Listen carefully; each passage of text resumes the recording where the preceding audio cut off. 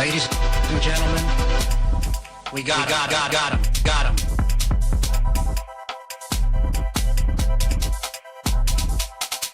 Well, let me embiggen this. Enhance. No bants today. We're going right in. Going right. You go right in. Let me. I got a button for this. Let's full screen enhance. There we go. Oh man, you can't make this stuff up. You can't make it up. I don't know. Good night and good luck. That's the show. Oh boy, I mean, y'all really just handed that one to her. I mean, that was a layup. Yeah. That was a layup. I don't know how you give that one to Hillary after years of what about her emails.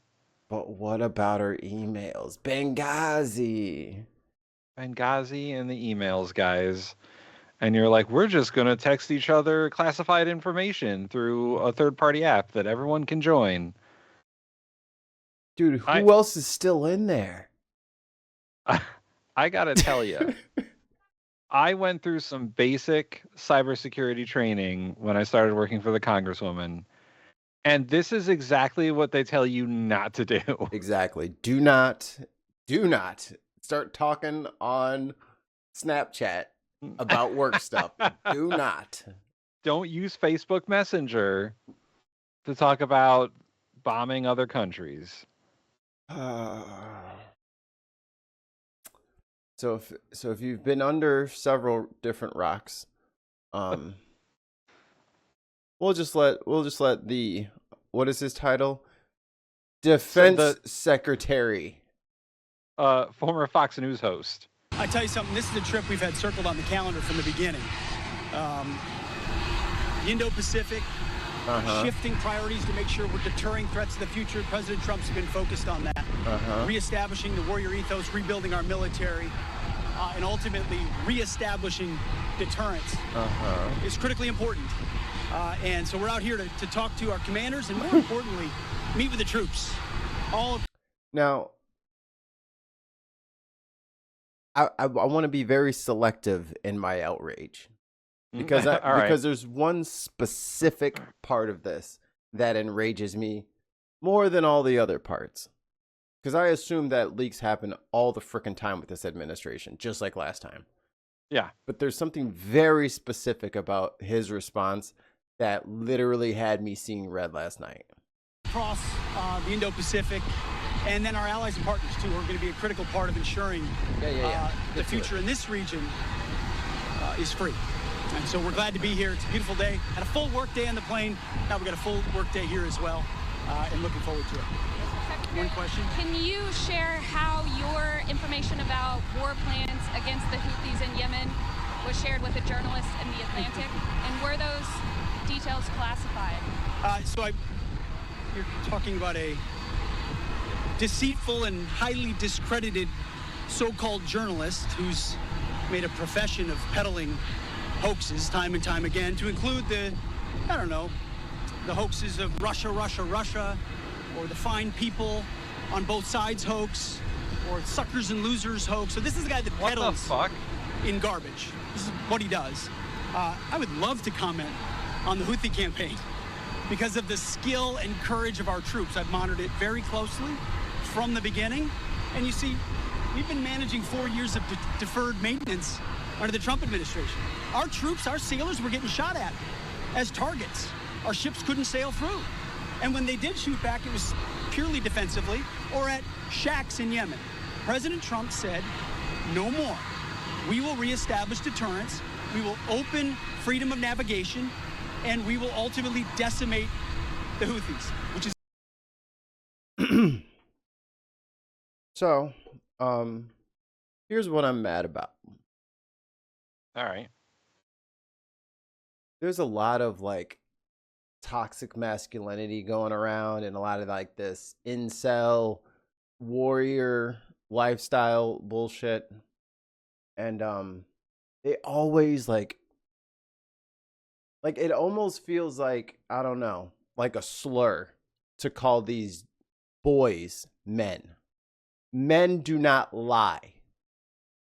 Boys lie. When you grow up and you mature and you accept your role as a man in this society, you have to be honest. This is a child. He immediately starts with the defaming of, defaming the institution and defaming the reporter and everything. And now it's suddenly, I know I was supposed to. No, you have chocolate all over your mouth. And we asked you, Pete, who ate the cookies? I don't know who ate cookies. Pete, I'm going to ask you again. Did you take the cookies out of the cookie jar? I don't even like cookies. I have never had cookies before. I don't even like them. But to be an adult man and lie when you made a mistake, you lied. Like that it's so bereft of class and dignity and honor and everything that I put into my manhood of being this, like, not so much stoic, but accountable. I'm not right all the time, but I'm not going to run away from my mistakes. Sir. I agree. And like Pete Hegseth is one of those manosphere, toxic masculinity motherfuckers. Before he became defense secretary, he was out there marketing fucking grenade-shaped soap. And he was peddling all sorts of nonsense. And let's not forget his white nationalist tattoos. Right. That are all over his body that you can't see currently because he's wearing shirts. But the defense secretary is generally, not always, generally, a high-ranking general or someone who knows how to deal with classified information, and also someone who knows how to talk, and someone who's reputable. Like these are like 3- and 4-star generals, and you're supposed to be able to trust what they're saying because they're basically the Secretary of War. Right. And very no-nonsense, serious men. Right. And Hegseth has zero accountability. He's like, even from the confirmation hearings, like he's known as a drunk, a Fox News host, no accountability, and he's just slimy. He's gross. Like him calling this journalist like a liar and saying that this journalist is just out to get him and the Trump administration is crazy. He works for the Atlantic, like not like the New York Times or some like he's not some dude on the internet who's just calling Hegseth out. The Atlantic is like a very reputable paper, and he's a very reputable journalist. And he said, "Hey guys, I'm not supposed to see this. I'm not supposed." And if he wasn't reputable, he would be disclosing the very classified information I'm sure he had that he didn't disclose, just for clicks or whatever. Right. But he was like, "Hey guys, I got added to this fucking Snapchat. I know it wasn't Snapchat, but I got added to this Snapchat Signal, and they just started talking about war stuff, and I was like, what's going on here?" And he even the journalist even said, "Is like, I thought it was like a trick. I didn't think this was a real thing. It was probably like spoof. What everybody like." There's no way I'm in a group chat with the vice president right now. Like, this is probably fake. Let's see how this plays out. Right, and then the bombs started dropping in Yemen. He's like, "Oh shit, that was real." Right. So and I'll run it back, and because I need to say hi to everybody. I'm sorry, I forgot. I wanted to yell about this very early. I've been waiting like since 2 a.m. He's been stewing on it. I have, because he thinks he's so slick. Like, and the thing is, the White House, or not the White House, but like one of the departments had already confirmed that these were valid and were real. So then to come in after the fact, after essentially the Trump administration has admitted that this did happen, and they're looking into how it happened and how to prevent it. Here he is getting off the plane, completely unaware of that, lying. Just lying. And this is also a case of one hand not knowing what the other is doing. Yeah. Because you're right, the White House did come out and say it, and not the president. The president says he has no idea what's going on, which is probably true. Accurate, probably. But the White House and I'm sure like the Pentagon were like, yeah, oops, yeah, we did a bad, we did a bad thing. Where's their whoopsie tweet about that? Yeah. Let me get my air horn warmed up here. Steven, Ryan, Gina, Tim, Prostate Sisters, Scott, Paul, Daily Blase, said Ryan, Diz. I think that's everyone. Simply Secular Dave.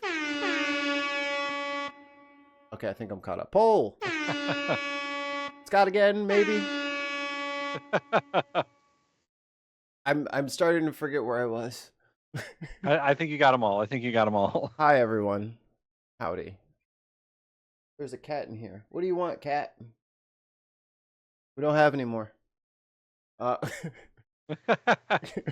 just sold the last one. I'm sorry, we're all out. You should have came yesterday. They were on sale 2 for 1. You're talking about a deceitful and highly discredited so-called journalist who's made a profession of peddling hoaxes time and time again, to include the hoaxes of Russia, or the fine people on both sides hoax, or suckers and losers hoax. So this is the guy that peddles. And all that stuff was actually said. You know what I mean? Like Trump said all of that stuff. Right. He did say there are very fine people on both sides. Right. He said it. There's video of him saying it. This is like Orwellian. Yeah. Who are you gonna believe? Me or your lying eyes? Yeah.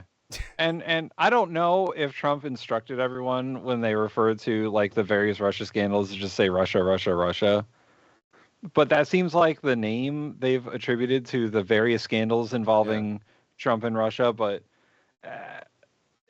they were all real things that happened. Right.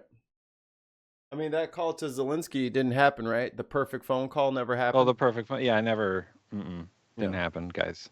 Yeah, I'm sure. In garbage. This is what he does. I would love to comment on the Houthi campaign because of the skill and courage of our troops. I've monitored it very closely from the beginning. And you see, we've been managing 4 years of deferred maintenance under the Trump administration. Our troops, our sailors were getting shot at as targets. Our ships couldn't sail through. And when they did shoot back, it was purely defensively. And that he just lies. Bro, we know it's an airstrike already. Yeah. So what are you talking about? Yeah. Just lying. At shacks in Yemen, President Trump said, no more. We will reestablish deterrence. We will open freedom of navigation, and we will ultimately decimate the Houthis, which is exactly what we're doing as we speak from the beginning, overwhelmingly. Why were those details shared on Signal, and how did you learn that a journalist was privy to the targets, the types of weapons used? I've heard I was characterized. Nobody was texting war plans, and that's all I have to say about that. Right, Thank you. That's it. But the journalist showed some of the text. Shame! Shame! Liar. Yeah, liar. And he's just trying to say that what you see in here isn't actually what you see in here. Like, brother, you have a lying problem. Like, you lie to yourself, like when you say you're only going to have one more, and like you lie to your wife when you say you'll never do it again. You're a liar, dude. You're no man. You're just a liar. A lying ass little boy. Yep. Check out some of our other content. We would love to see what you think about the one on the screen right now.